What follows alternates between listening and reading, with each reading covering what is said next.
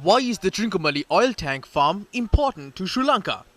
The Trinco harbour, located in the Sea of Sri Lanka, is a natural harbour that is of strategic importance. Its importance is such that the British had planned on developing the harbour into a commercial hub targeting eastern countries. 101 tanks were then built on what was called the Trinco oil tank farm between 1924 and 1930. 99 tanks continue to remain until today. The Indian Oil Corporation controls 15 oil tanks based on an agreement signed in 2003. How is the ownership of the Trinco oil tank farm divided? I am glad to announce that we were able to successfully conclude negotiations with India regarding Trinco oil tank farm. According to the negotiated new agreement, 24 out of 99 tanks will be directly given to Ceylon Petroleum Corporation by Sri Lankan government. By doing so, 24 tanks will be released from the commitment to jointly develop with India. 14 tanks, which are presently being used by the LIOC, will be leased to it for 50 years. The balance 61 tanks will be managed by Trinco Petroleum Terminal Limited on a lease given by Government of Sri Lanka. The CPC and the LIOC will hold respectively 51% and 49% of shares of this company. This will be a CPC subsidiary company. Not only the CPC holds the majority of shares, 4 members of the 7-member board, including the chairman, will be appointed by the CPC. This company will be subject to the supervision of Auditor General. The officers can be summoned before the COP in Parliament. Parliamentarians can pose oral questions to the minister in respect of the company. As a result of this agreement, 85 out of 99 tanks will be under the control of the CPC, 24 directly, and another 61 through the subsidiary. The LIOC will manage only 14 tanks. Regaining the control of Trinco oil tank farm by Sri Lanka is a historical victory. How will the new agreement be implemented? The cabinet must decide for the agreement to be signed. Then a person will be vested with the authority to sign the agreement on behalf of the government. Permission must also be granted on the agreement to lease state-owned lands. We can decide on a date only after that. As we are facing hardships at present, we have inserted a clause in the agreement stating that if a fuel shortage is to occur in the country, LIOC must provide us fuel if the government requests it. We have inserted clauses that will ensure energy security.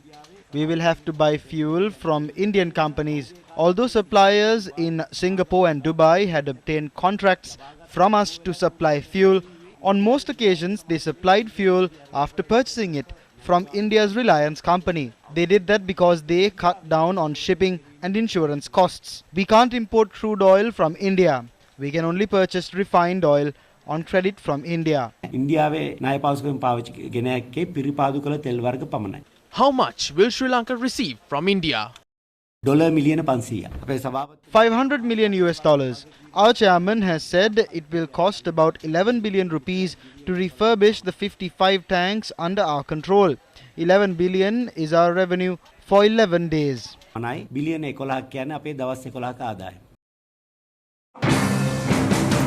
Are the moves to regain the oil tanks favourable to Sri Lanka? Views were expressed on this during the Mawatha programme on Sirasa TV. Sri Lanka has received a $500 million US credit line for refined oil, but it comes with a condition that the unused tanks at the Trinco oil tank farm should be developed and vested with India. If this doesn't take place quickly, we won't be able to import fuel from India. Therefore, the Energy Minister seems to be taking swift measures to do this. If this happens, we can import fuel in January. The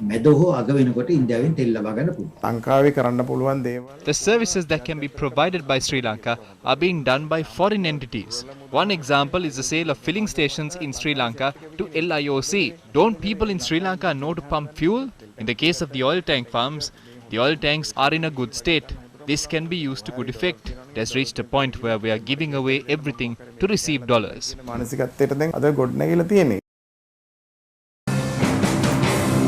The Janata Vimukti Peramuna responded to the comments expressed by Minister Uday Gamampela on the Trinco oil tank farm.